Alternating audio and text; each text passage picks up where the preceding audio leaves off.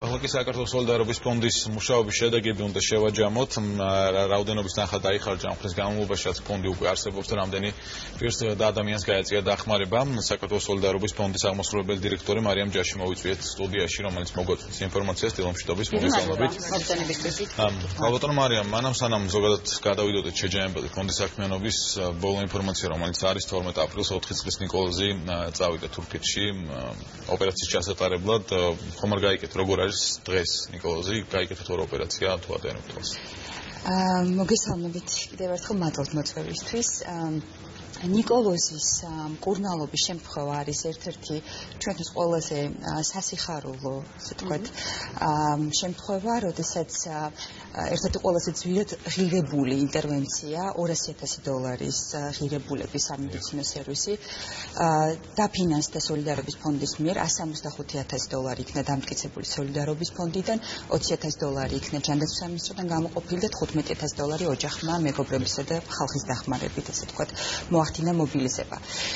ბავშვს აქვს ერთ-ერთი უიშვიათესი სისხლის დაავადება, რომელსაც ძვლისტვირის ტრანსპლანტაცია ჭირდება და რამდენადაც არც საკუთარი ღეროვანი უჯრედები და ვერც ნათესაური დონორი ვერ იქნა, ასე ვთქვათ, მოპოვებული.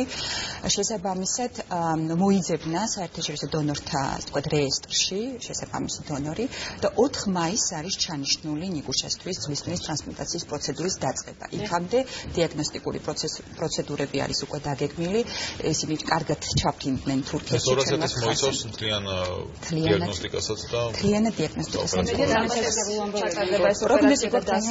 ნიკუშას შემთხვევაში და ველოდებით რომ გამიჯამრთელებოდნენ. ძალიან კარგი. გავტან მარიამ, 86 ბავშვის და 22 წლამდე ახალგაზრდას დახმარება მოხერხდა ჩვენი ინფორმაციით. რა თანხა დაიხარჯა მთლიანად ამ ადამიანების დახმარებაზე?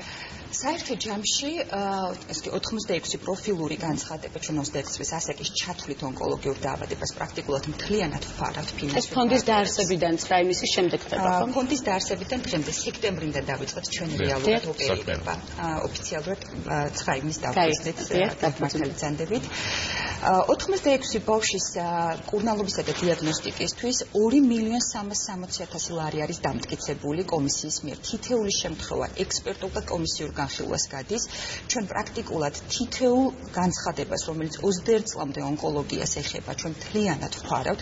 დღემდე არ ყოფილა შემთხვევა, რომლისთვისაც უარი გვეთქვა, ან ნაწილობრივ განცხადებები ძირითადად ონკოლოგიის კუთხით მოდის. მხოლოდ და მხოლოდ ონკოლოგია. შერჩევა მაინც ხდება, იმიტომ რომ შესაძლებელია იმ რაოდენობაზე მეტი განცხადება შემოვიდეს, ვიდრე თქვენ შეგიძლიათ თქვათ დაფაროთ. სოლიდარობის ფონდის თვითონ ოპერირება ეფუძნებოდა ფინანსურ პროექტირებას. ანუ წინასწარ ჩვენ ექიმ ექსპერტებთან კონსულტაციით ჰქონდა შეჯამებული ის წლიური რაოდენობა პაციენტების და ახალი შემთხვევების, რომელიც შეიძლება ონკოლოგიის დარგში 22 წლის ასაკის ჩათვლით, ესე ვთქვათ, შეგვხვდეს და პრაქტიკულად სწორედ ამ გათვლებს ეფუძნებოდა ის, რომ ყოველთვიურად $340,000 არის აუცილებელი, რომ ჩვენ მთლიანად გქონდეს დაფარული 22 წლამდე ონკოლოგია. დღეისთვის სისტემური დონაციები $275,000 შეადგენს, 40,000 საჯარო მოხელის და 17 კომპანიის, ესე ვთქვათ, წყალობით მათი ყოველთვიური მონაწილეობა. მზარდია დონაცია? დონაციები მზარდი არის. სწორედ ამაზე მინდოდა მაგით, როგორ ხდება თანხის მობილიზება? მით უმეტეს ბოლო ამბავი 16 აპრილიდან აღდგენიდან ამაღლებამდე იწყება და კონცერტი, რომელიც ჩატარდება, ქალბატონი ნინო მაჩაიძის კონცერტით გაიხსნება და შემოსული თანხა მთლიანად გადმოირიცხება ფონდში. კიდევ რა ღონისძიებები ვითარდება და ვინ არიან დონორები სოლიდარობის ფონდის? სოლიდარობის ფონდი ეფუძნება ძირითადად ინოვაციური დაფინანსების მექანიზმებს, მიკროფილანთროპიას, ანუ მცირე ქველმოქმედებას. აქ არ არის საუბარი მასშტაბურ ქველმოქმედებაზე, თუმცა ჩვენ 9 მილიონის დონაცია გვაქვს ასევე მიღებული თურქული კომპანიისგან, სწორედ ბატონ გალიპ ოსტურკთან მქონდა ჩვენ რამოდენიმე დღის წინ შეხვედრა ბათუმში, მადლობთ. ანუ ბიზნესის აქტიურობაა. ანუ ერთჯერადი დახმარებებით? ერთჯერადი დახმარებებით, რა თქმა უნდა, არის შემოსავლის წყარო, მაგრამ ჩვენთვის ძირითადი შემოსავლის წყარო არის კერძო და საჯარო სამსახურში დასაქმებული, ესე ვთქვათ, თანამშრომლები და 40,000-ზე მეტი ადამიანი უკვე ჩართული გვყავს. ვარიდან დაწყებული სურვილის მიხედვით, მხოლოდ და მხოლოდ ნებაყოფლობითია და მხოლოდ ყოველთვიური დონაციებით ჩვენ 200,000 ლარამდე, ესე ვთქვათ, მობილიზებას ვახდენთ. რა თქმა უნდა, ონკოლოგია არ არის ერთადერთი მიმართულება, რომელსაც იმუშავებს სოლიდარობის ფონდი, როგორც კი ჩვენ გავაფართოვებთ ყოველთვიურ დონაციებს, თქვათ 400,000 ლარამდე, ჩვენ შევძლებთ თქვათ გავააქტიუროთ კიდევ ერთი მნიშვნელოვანი კომპონენტი, ეს იქნება თქვათ შეზღუდული შესაძლებლობის მქონე ბავშვების დასახმარებლად, ან ასევე მაფტერას და ჰერცეპტინის ძვირადღირებული ასევე კიბოსაწინააღმდეგო მედიკამენტები ამოგეხსენებათ.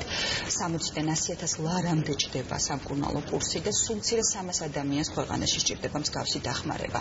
ამდენად ჩვენ რეალურად შევძელით, რომ 22 წლამდე ონკოლოგიის პრობლემა დაიხურა ჯანდაცვის მერიის და თქვათ მუნიციპალიტეტების თანადაფინანსების თქვათ ფონდზე და იმედი გვაქვს, რომ ხალხის კიდევ უფრო მეტი ჩართულობით შევძლებთ, რომ სხვა პრობლემები. როგორ ხდება მომართვა, ბაბუთო მარიამ? როგორ მომართვა სოლიდარობის ფონდში? სოლიდარობის ფონდი პრაქტიკულად ფინანსურ დეფიციტს ავსებს მას შემდეგ, რაც პაციენტის ოჯახს მოპოვებული აქვს დაფინანსება ჯანდაცვის სამინისტროდან და მუნიციპალიტეტებიდან. განცხადებებს ჩვენ ვიღებთ როგორც იმეილის საშუალებით, ჩვენ შეგვიძლია გავაჟღეროთ ასევე solidarity, @geo.gov.g, Facebook-ის საშუალებით ასევე კითხვა-პასუხი გვაქვს გამოქვეყნებული და ყველა სურვილს ექნება საშუალება რომ გაეცნოს ამ ინფორმაციას. მთავრობის ადმინისტრაციის შენობაში მოქალაქეთა მისაღებში ხდება განცხადებების მიღება, არის სტანდარტული ფორმა, რომლის შევსების შემდგომ ჩვენ ექსპერტულ და კომისიურ განხილვას გავდივართ. საშუალოდ 2 კვირა სჭირდება პროცედურას, თუ კი ეს არის რუტინული პროცედურა, მაგრამ თუ კი არის, თქვათ, განსაკუთრებული შემთხვევა და სასწრაფო განხილვას მოითხოვს, ჩვენ ასევე ელექტრონულ ფორმატში კომისიის წევრები, რომლებიც წარმოდგენილები არიან მინისტრის მოადგილეების დონეზე, ბიზნეს ასოციაციის ხელმძღვანელის, ასევე ფონდი იამნანა ჩვენთან ერთად. ანუ რეალურად თქვენი მხრიდან არის თანადაფინანსება ის თანხა, რაც არის დარჩენილი, დუბლირება არ უნდა მოხდეს სახელმწიფოს დაფინანსების, უბრალოდ იყო ხშირად შემთხვევები, როდესაც თქვათ ჯანდაცვის სამინისტროს თქვენ მოგეხსენებათ საზღვარგარეთ მკურნალობის შემთხვევაში ჯანდაცვის სამინისტრო 7-დან 10,000 დოლარამდე გამოყოფს როგორც თანადაფინანსებას, იმიტომ რომ საშუალება მეტი ფინანსური არ აქვს რეფერალურ კომისიას და ძალიან ხშირად ეს დამტკიცებული დაფინანსების გამოყენება ვერ ხდებოდა ოჯახების მიერ, რადგან იმის შემდგომ რჩებოდა საკმაოდ სერიოზული თქვათ ფინანსური დეფიციტი. ამ შემთხვევაში ონკოლოგიის კუთხით ყოველ შემთხვევაში ჩვენ შეგვიძლია განაცხადოთ, რომ სრულად არის დაფარული. იმედი მაქვს, რომ სხვა მნიშვნელოვანი მიმართულებებითაც სოლიდარობის ფონდი დაიწყებს დაფინანსებას და გაფართოვდება. გასაცილებით მეტი კომპანია ჩაერთვება ამ სახელმწიფო.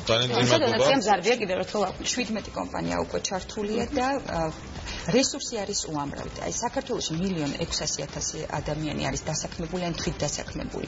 სიმბოლურად ყოველთვიურად 1 ლარის დონაცია მოგცემს საშუალებას, რომ ონკოლოგია იყოს ბავშვთან სრულად დაფარული, მაფტერას და ჰერცეპტინის კომპონენტი მთლიანად დაიფაროს და ასევე იშვიათი დაავადებები, ეპილეფსიის თემა, აუტიზმის თემა მთლიანად იყოს დაფარული. ძალიან დიდი მადლობა საქართველოს სოლიდარობის ფონდის აღმასრულებელი დირექტორი მარიამ ჯაში იყო ჩვენი სტუმარი. მადლობა მას მოგზაურობისათვის. ახლა კი მდროა